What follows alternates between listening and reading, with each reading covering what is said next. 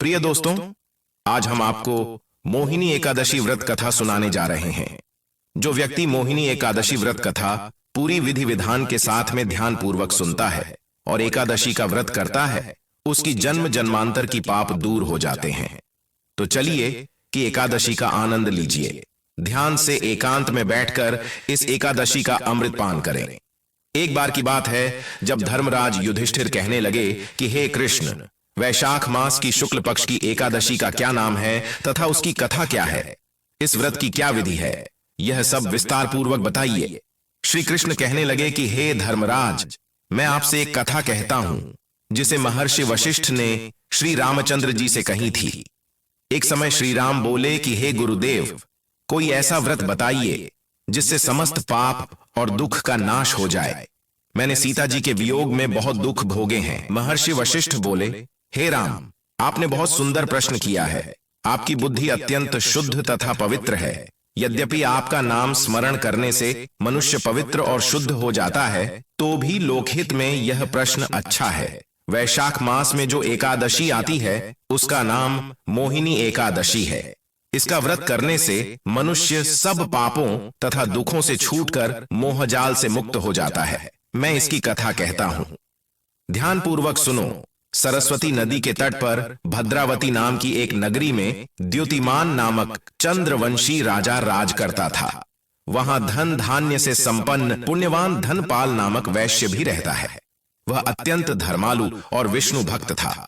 उसने नगर में अनेक भोजनालय, प्याऊ, कुएं, सरोवर, धर्मशाला आदि बनवाए थे। सड़कों पर आम, जामुन, नीम आदि के अनेक वृक्ष भी लगवाए थे। उसके 5 पुत्र थे, सुमना, सद्बुद्धि, मेधावी, सुकृति और धृष्ट बुद्धि। इनमें से 5वां पुत्र धृष्ट बुद्धि महापापी था। वह पितर आदि को नहीं मानता था।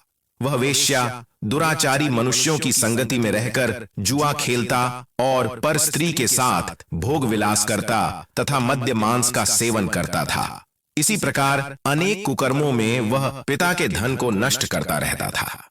इन्हीं कारणों से त्रस्त होकर पिता ने उसे घर से निकाल दिया था। घर से बाहर निकलने के बाद वह अपने गहने कपड़े बेचकर अपना निर्वाह करने लगा। जब सब कुछ नष्ट हो गया तो वेश्या और दुराचारी साथियों ने उसका साथ छोड़ दिया। अब वह भूख प्यास से अति दुखी रहने लगा। कोई सहारा न देख चोरी करना सीख गया।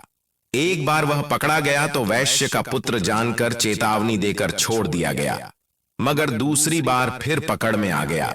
राजा झा से इस बार उसे कारागार में डाल दिया गया। कारागार में उसे अत्यंत दुख दिए गए। बाद में राजा ने उसे नगरी से निकल जाने का कहा।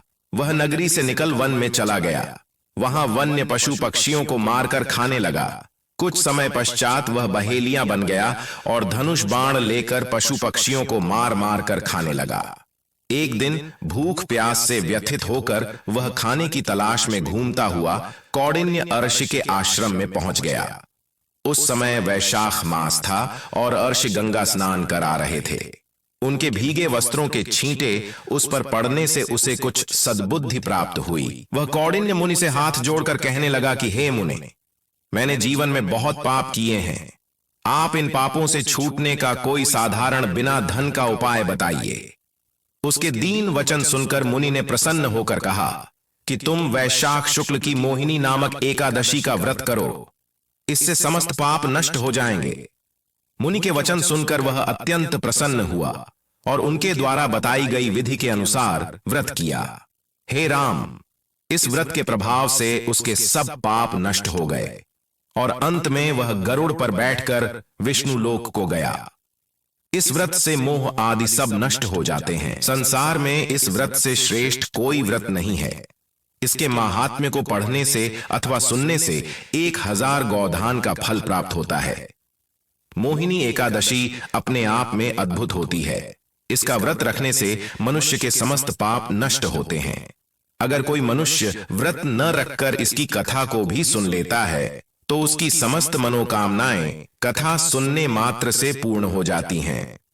आप सभी को कथा अच्छी लगी हो तो वीडियो को लाइक करके चैनल को सब्सक्राइब जरूर करें और नीचे कमेंट में भगवान विष्णु की जय और माता लक्ष्मी की जय जरूर लिखें।